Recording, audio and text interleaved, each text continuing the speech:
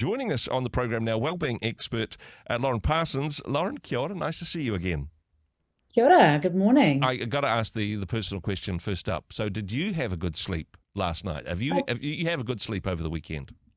I did actually. Yeah, I really did. Yeah, I'm pretty consistent in my routines, and usually the last thing I do is read, and I kind of just read to the point that I'm just lying there with my eyes closed, put the Yep. book aside, and fall asleep. But I know that's not the case for everyone. So a lot of us as Kiwis have difficulty getting to sleep, and it's just so fundamental to our functioning, to our well-being. Everything is more challenging when we haven't had a good night's sleep. Have had conversations with people who say, "Oh yeah, but I'm different. Oh yeah, but I don't need as much sleep as other people, or I can function on 4 hours a night of sleep." I'm not sure how they do it, or whether they're just fudging the details and pushing through with too much coffee. Yes, well, there's some really clear research on this. So Matthew Walker is known as the international expert on sleep. He's looked into the metadata analysis, multiple studies on sleep. And what he's found is that when you take the number of people that can get by on 6 or fewer hours sleep a night, you express that number as a percentage and you round it to the nearest whole number, that number is zero. Wow. Zero. So it means virtually all of us, we actually do need that 7 to 9 hours of sleep as Yeah. adults, 8 to 10 hours of sleep if we're teenagers, even more as younger children. So yes, we can get by, but a lot of us are getting by in this chronically, constantly sleep deprived state, Is it, which isn't ideal. is it an average thing? Like, for example, because I know that people will be going, "Oh yeah, but I enjoy staying up a little bit later and spending time with friends and family over the weekend." As long as we're sleeping well, can we have some nights where we have less sleep and some nights where we have more sleep, perhaps? Is it an average over the week, or is it like if you don't have 9 hours a night, you're not going to function? Well, the key thing in terms of improving your sleep quality and quantity Yeah. is actually sleep regularity. And this is, again, one of Matthew Walker's tips, one of the tips that I share in a lot of corporate workshops. Because if you can be getting to sleep at a similar time and waking at the same time each day and Yeah. getting that consistent sleep, that will actually improve not just the number of hours you sleep, but the quality Okay. of your sleep. So the ideal is actually try and stick to a routine because that's how our bodies are designed to Mm. function at the best. Now let's push into the quality aspect of it, because there's a big difference between I was in bed and I had my eyes closed, but I kept waking up and it was a bit of a fitful sleep, tossing and Mhm. turning, etc. And going to bed, hitting the pillow, and then you wake up the next morning as if no time has passed. There's a huge Yes. difference in how rested you feel, right? Absolutely. And so we want to get that quality deep sleep. And one of the keys there is understanding melatonin, which is our sleep hormone. So a few quick tips for people, of really practical things that people can try, Yeah. is understanding the importance of sunlight, getting sunlight into your eyes first thing in the morning or as soon as you wake or as soon as it's light Hmm. to break down the melatonin, to boost serotonin, which is a happiness hormone.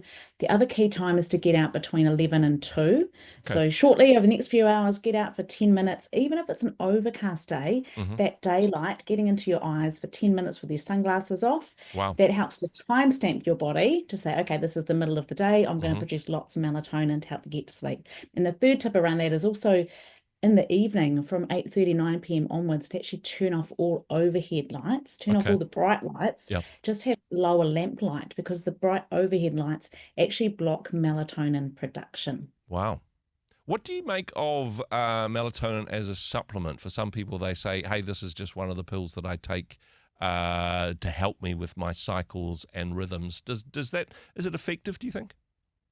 Yeah, I think it is effective, and I don't want to try and prescribe anything for No, anyone, no. but melatonin again is that natural hormone that we produce, and so it can be really helpful for people when they're deficient in it to find supplementary ways of adding that in. I, Yeah, I know. absolutely. I know there will be some people listening to this saying, "Hey, good night's sleep. The chance will be a fine thing." Maybe they've got small children. Maybe Mhm. the nature of their work means that they're not able to do regular sleep. Maybe they're shift workers, for example, and sometimes they do a quick turnaround between a late shift and an early shift. Is what hope do you bring to people in these circumstances? Yeah, it is really challenging, and I've been through the young children Yeah. phases, Shift work, we know that sleep deprivation really is a kind of a form of human torture, unfortunately. Wow. So the ideal is obviously to try to stick to routines, but as shift workers will know, when you're going through that transition, it's trying to have some really good sleep hygiene in the ways that you can. So if you can't control the timing, it's having a really dark space, really comfortable, cool temperature, because your body core temperature needs to drop by 1 degree Celsius to get to sleep. Mm-hmm. So it's trying to control the factors that you can and trying to shift your body, I guess, to swing from one time zone effectively to another. But it is a form of jet lag. Yeah. And same sort of thing for those that just stay up late on a weekend and then try to shift back during the week. That's a form of what we call social jet lag, which again just interrupts quality sleep. There's nothing worse than going, hey, I've got an early start tomorrow morning. I've got this big thing. I'm really worried about it. I need to go to bed early, and then just lying there, not being able to go to sleep. All of us have been there, right? Yes, and I have to say I generally have fantastic sleep, other than if I have a huge event on, or perhaps that or international travel. Yeah. I find that tends to interrupt sleep. So again, you can follow all of the keys in terms of great sleep hygiene, getting out in the day, getting active, avoiding screens 2 hours before bed, understanding that coffee is going to last in your system 12 hours. So there's Yep. all of these, what I call levers, and often we're quite oblivious to the levers that we actually have at our disposal. Mm-hmm. And then a really powerful thing is to find ways to unwind, to let it go, to jot it down, to pray.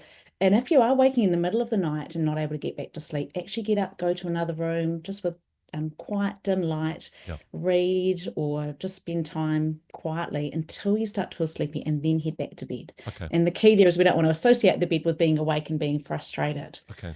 No, very good advice indeed. In fact, there's a section in your book all about deep sleep in particular and the positive benefits it has. In terms of whether or not we had a good night's sleep, though, measuring that, for some people, they have wearable devices. They have smartwatches that will give them a report in the morning as to how well they've slept. Is that something you're a fan of, Lauren?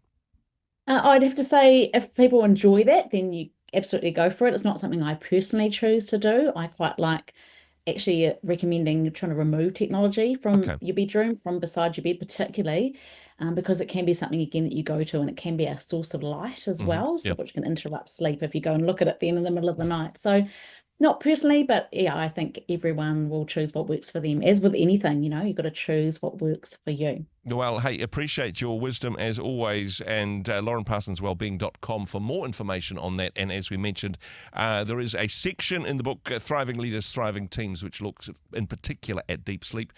Lauren, thanks for what you do. Thanks for joining us once again. Thank you. Hey, thanks very much for joining us in the Rhema studio. Thanks very much for watching the interview.